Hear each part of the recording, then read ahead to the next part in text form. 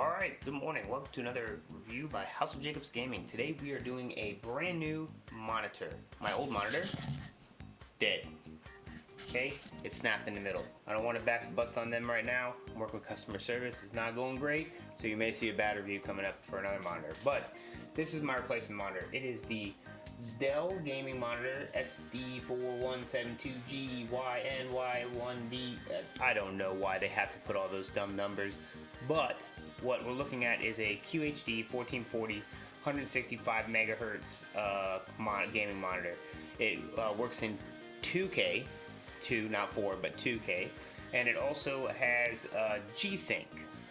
So it works with my NVIDIA card, and it's kind of hard to find monitors that are decently priced with Gsync, or at least Gsync compatible.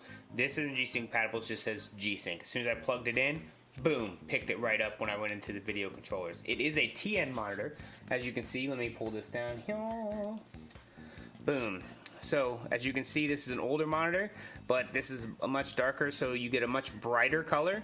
It can look a little bit washed out next to this one, but this is also over a decade old, so it's not very bright. I've tried to brighten it up 100 times, it doesn't work. When I first got this monitor, it was very washed out color. You can mess with the gamma and the brightness and the contrast all you want. Personally, I found the best thing was to go to their website and download the driver for it and tell it to use the custom colors that it has. Boom, have had no issues since. One drawback though that I'm gonna bust on is it has no speakers, so I had to buy this sound bar, which wasn't a lot, and I'll review that later, but it made the world of difference if I want a game with a soundbar. Normally I don't, so it's not a big deal. It does go for up and vertical. I tried to mess with it earlier. My cords are managed too well, so everything is kind of stuck and it won't.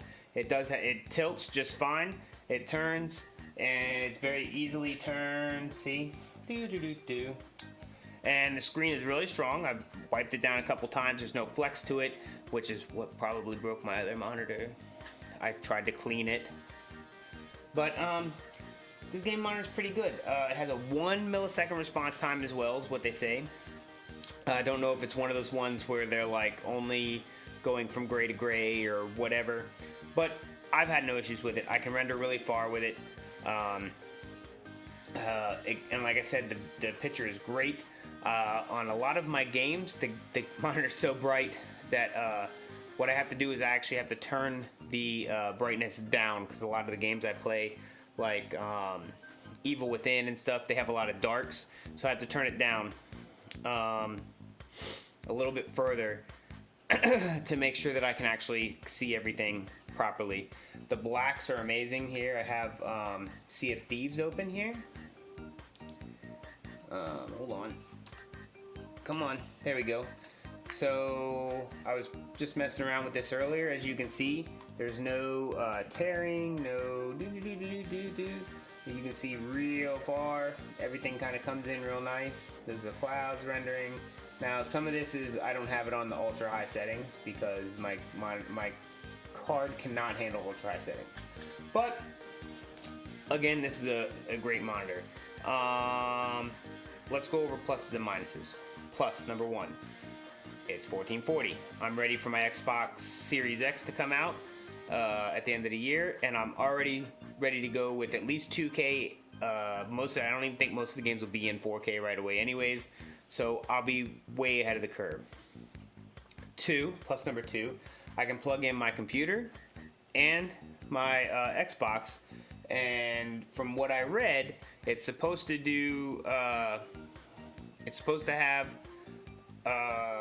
capabilities to do HD in both, or the 2K in both, and 1440. So I just have to switch with little buttons down here between the two, where I go to import source, and I don't have to unplug anything, and it just pulls it right up, right? Plus number three, I only have a couple 3.0 HDMI slots on my computer, and I've struggled having to plug stuff in, unplug stuff. I bought an adapter, which I really don't like using because it just kind of hangs at the back of the computer and it's bothersome to me. This has 4 4 HDMI 3 spots that you can use as a pass-through. So I actually have my Logitech camera plugged into the back of this, and then there's 2 more slots on the side here, and a headset port. So if for some reason your computer is farther away, like see mine is, it's kind of down there, and my thing's up here, and you don't have a really long headset cord, then you can plug right into the computer. Now there's also one in the back that I'm using for my my speaker, so it actually has 2 headset ports. Downsides. One, it is TN monitor. While TN is known for being washed out and stuff, I was able to fix the color. You just have to fiddle with it, personally, I think. So anybody that complains that a TN monitor is washed out, unless everyone's complained about it, probably just didn't fiddle with the colors and the drivers properly. Downside number 2, with the TN monitors, you get this weird viewing angle thing where as you get further away, a lot of the colors kind of start to wash out. Now I can understand that, but this is my monitor that's right in front of me. I'm only going to see it from a straight on angle. Even when we pulled up the couch to play Halo on the first night on it, we didn't have any issues with it because we're on a couch directly in front of it. So I don't see a big issue with that. I don't understand why people complain about it, unless you're going to have your monitor be a TV too. Then why didn't you just buy a TV, personally? Number 3 downside. No speakers, so I had to buy a speaker. Not a bad deal, but it's kind of bothersome that you don't have speakers. I usually don't use the speakers anyhow, but it is nice for every once in a while, if I'm not actually streaming, to be able to listen to the music coming out of the monitor while I'm playing or doing something else. So it's bothersome in some ways, but in some ways it's not. So it just depends on if that's your thing, if you need speakers a lot. I don't think a lot of monitors are coming with speakers anymore. My other monitor did, but it also broke as soon as I tried to clean the screen. So I think that's about it. I really like this monitor. It normally is for like $430, $440-ish. I've seen it on sale for $70 to $80 under that.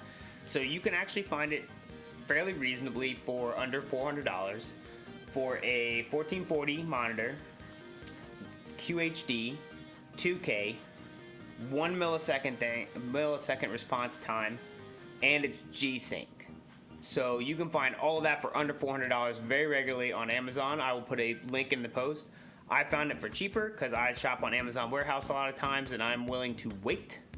And it just has some scuffs on the back of it, and I was able to pay under $300.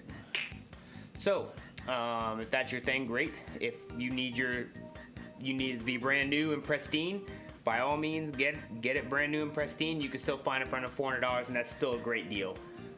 They have a newer model. I'm sure it has special, amazing properties that are way upgraded past this, but whatever. I'm fine with the older, beat up models because I'll never even see the back of this thing. So I don't even know why people returned it because it's scuffed. But who knows? I'm not all people. I'm just the guy that'll take the scuffed up stuff and use it forever. But thank you guys for tuning in. If you want, like I said, there's a link in the bottom. You can check out this monitor on and the newer version, and also you can check out our other reviews. I try and do a review every week. We went on vacation last week. I did not do one. So great. It would be great if you could give us a subscribe to our channel. Tell me that we did great. Tell me we did bad. Tell me where we can make improvements. I'm fine with improvements, and we'll see you guys next week with another review.